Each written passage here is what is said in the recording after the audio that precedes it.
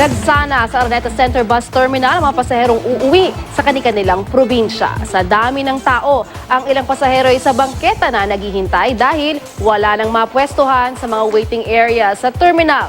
May live report si Chino Gaston. Chino? Yes, Lala, 3 araw bago Pasko, nag-uumapaw na mga pasaherong pang-probinsya sa Araneta Center Bus Terminal sa Quezon City. Kaya doble higit na ang pinatutupad na seguridad mula sa pag-check sa mga bagay at pasahero hanggang sa kondisyon ng mga bus at mga bus driver. Nagsasagawa ngayon ng drug test sa lahat ng mga bus driver na dumarating sa terminal. Ito ay para matiyak daw na nasa tamang pag-iisip ang mga tsuper. Ayon sa pamunuan ng Araneta Center Bus Terminal, aabot sa 6,000 pasahero ang dumaraan sa bus terminal sa araw. Lalo pa raw itong darami habang papalapit na ang Pasko. Kanina nasa bangketa na ang ilang mga pasahero dahil wala nang mapwestuhan sa mga waiting area sa terminal. Samantala, mismong si LTFRB Chairman Attorney Winston Hines ang nag-inspeksyon kanina sa terminal para tiyaking nasa maayos na kondisyon ng mga ticketing counter, mga palikuran at waiting area para sa mga pasahero. Nilinaw rin ni Hines na ang mga nais magpa-refund ticket dahil sa mga late o di kaya di dumating ang mga bus, pwedeng gawin ng walang penalty sa mga pasahero. Hindi raw kasalanan ng mga pasahero ng late ang mga bus, kaya kung kaya gusto nilang lumipat. Sino pang bus company na lumalabag sa patakaran tungkol sa refund ay pwedeng isumbong sa LTFRB Hotline 1342. Samantala, Lala, habang unti-unti lumalalim yung hapon at papalapit na yung gabi, napapansin natin dumarami na rin ang mga kababayan natin ditong lumarating sa Araneta Center Bus Terminal at sa ating pagkakaintindi. Marami pa rin mga bus na naaantala ang mga biyahe at late ang pagdating.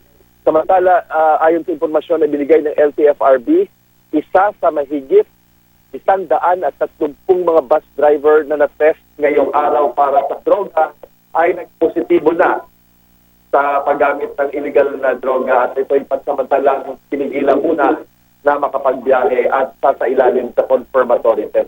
Yan ang latest po na dito sa Araneta Center Bus Terminal. Balik sa Ilala. Banggit mo na may mga nalilate at may mga gusto na ngang mag-refund dahil nalilate ang pagdating ng kanilang mga sasakyan na dapat na bus. Bigyan mo kami ng ideya, gaano ka-delayed ang pagdating ng mga bus dahil sa traffic ba yan, Chino, o may mga nasisiraan? Alam mo, Lala, dito sa Araneta Center Bus Terminal, ang bihira yung nalilate na sobra-sobra. No? So kung malilate man yung mga bus, abot lamang sa 1-2 oras. Ang paliwanag sa atin dito ay dahil malayo nga ang mga biyahe pa probinsya nito mga bus.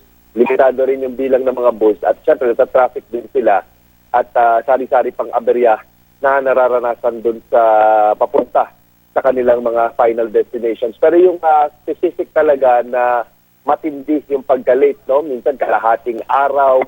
Kaya kanina sa pag-iikot natin dito sa may mga bus terminals sa bandang Pasay City, ay nagsusumbong itong ilan sa ating mga kababayan na kanina pa daw 10:00 ng umaga naghihintay para dito sa mga bus na schedule papunta namang Davao at Leyte.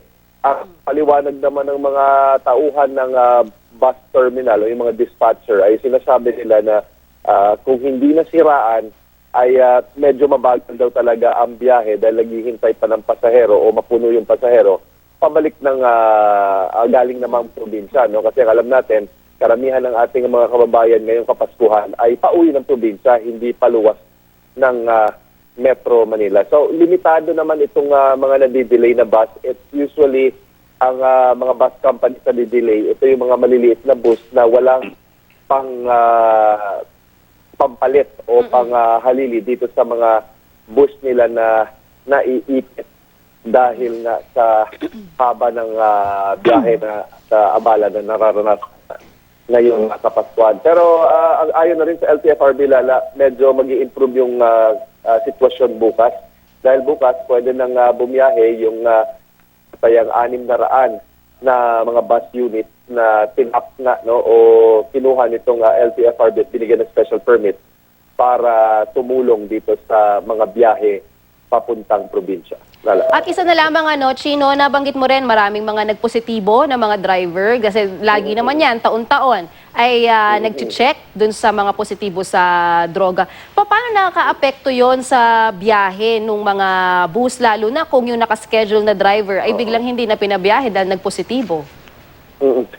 Linawin lang natin, Lala, yung nangyaring testing out of the 130 plus, no, ngayon, no, kanina yung as of 4 o'clock, 132 na yung sinusuri na mga bus drivers at conductor. Isa pa lang ang nag-positive so far. So ang kung ang tanong ay paano ito makaka-apekto dun sa bus na minamaneho nitong nagpositibong driver, ang paliwanag sa atin ng LTFRB, yung mga conductor kasi pwede rin magmaneho ng kanilang mga bus, no? So dapat meron talagang personnel na halili or papalit dito sa mga bus driver na magpositibo. Gusto ko lang mabanggit, Lala, na kumpara noong undas, kung saan around 13 o mahigit 10 na mga bus driver ang nag-positive matapos sa gawangan ng surprise drug testing dito sa Araneta Center Bus Terminal at maging dun sa mga bus terminal sa buong Metro Manila.